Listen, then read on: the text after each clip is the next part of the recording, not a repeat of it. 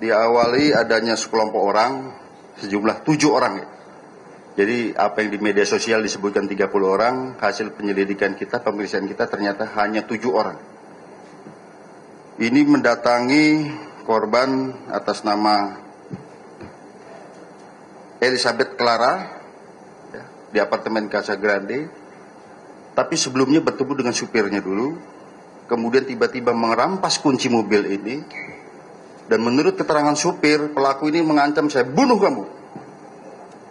Ini hasil pemeriksaan, saya bunuh kamu. Diambil kuncinya, ambil mobilnya, masuk ke dalam, ketemu korban Elizabeth Clara ini. Ya. Kemudian terjadi perdebatan untuk menunjukkan dokumen, surat tugas dan sebagainya yang sebagai persyaratan dalam penarikan. Kemudian dicoba ditengahi oleh Babin Kaptipmas yang memang sedang bertugas di sana, yang selalu tugasnya adalah melaksanakan problem solving sebagai problem solver antara masyarakat. Ya, karena memang terjadi hal seperti itu akan didampingi, justru diadakan perlawan oleh kelompok itu. Jadi kalau sekedar memaki, ini bukan memaki rekan-rekan sekalian, ya. Tetapi adanya paksaan fisik maupun psikis sehingga petugas yang sendirian itu bisa berbuat atau tidak berbuat. Bukan hanya sekedar memaki. Ada ancaman fisik maupun psikis dan ancaman kekerasan. Sehingga kami terapkan pasal 214 KUHP. Pengancaman terhadap petugas dengan ancaman maksimal 7 tahun.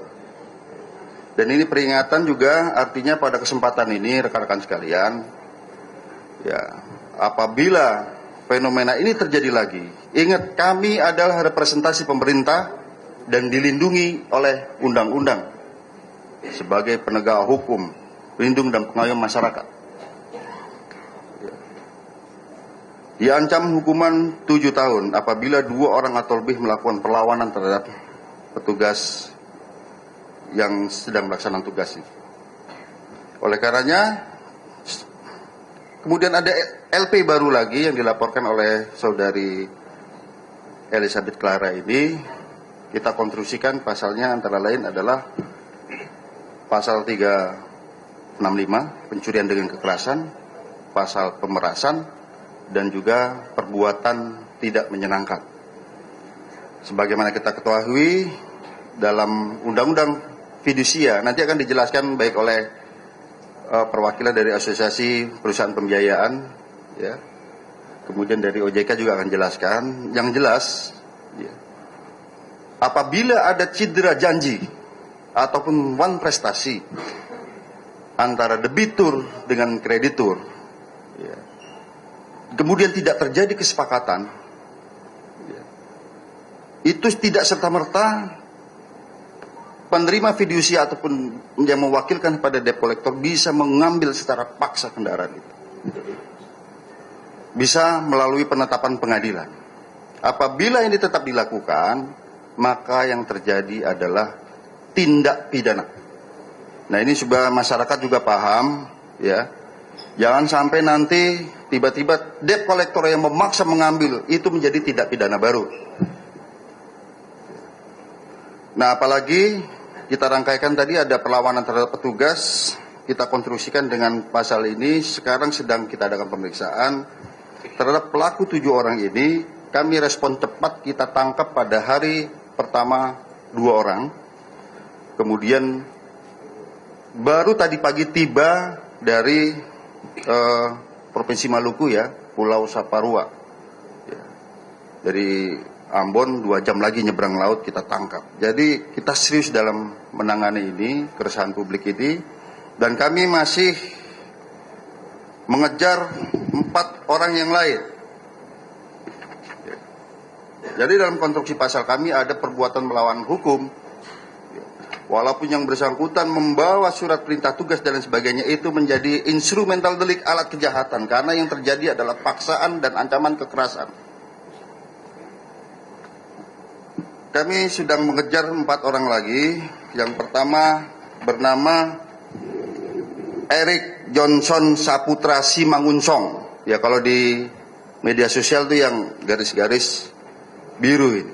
Dan ternyata yang bersangkutan ini residivis. Ya, residivis di Banyumas kasus penganiayaan. Ya, kemudian ada 3 orang lagi, inisialnya BL, JM, JH. Oleh karenanya pada kesempatan ini rekan-rekan sekalian, kami menghimbau terhadap orang-orang ini agar segera menyerahkan diri karena kami akan kejar terus. Dan setelah ini aku akan sebar daftar pencarian orang termasuk foto-fotonya ke seluruh kantor kepolisian untuk sama-sama menangkap yang orang ini. Ya. Ini tidak boleh lagi terjadi perlawanan terhadap petugas dan juga mengintimidasi masyarakat, tidak boleh terjadi. Ini contoh yang sangat buruk. Oleh karenanya kami pada kesempatan ini ingin memberikan deterrence secara spesialis buat ini maupun secara generalis. Jangan ada yang coba-coba lagi, debt collector lagi, preman-preman yang lain berbuat seperti ini. Khususnya di wilayah hukum Polda Metro Jaya. Jadi deterrence secara spesialis maupun generalis. Kami akan kejar. Ya. Oleh karenanya rekan-rekan sekalian, ini penyidikan sedang berlangsung. Ya. Memang karakteristik premanisme ini rekan-rekan sekalian, itu ada yang namanya fenomena silent sound, suara-suara diam.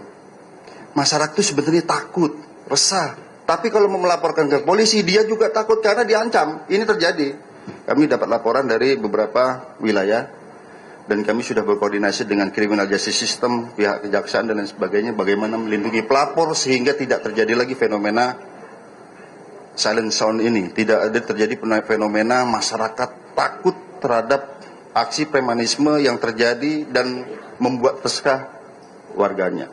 Dan kami juga sejak viralnya kasus ini banyak menerima laporan, ancaman-ancaman. Ya, kami ada rekamannya semua. Sehingga orang ini takut lapor ke polisian. Jadi ini tanggung jawab kita bersama. Kalau ada fenomena seperti ini segera laporkan ke pihak kepolisian. Direktif Kapolda Metro Jaya dan juga perintah Bapak Kapolri berantas premanisme. Tidak ada lagi terjadi intimidasi terhadap warga, terjadi ancaman-ancaman dan menimbulkan keresahan ataupun fear of crime di kalangan masyarakat. Saya kira demikian. Terima kasih.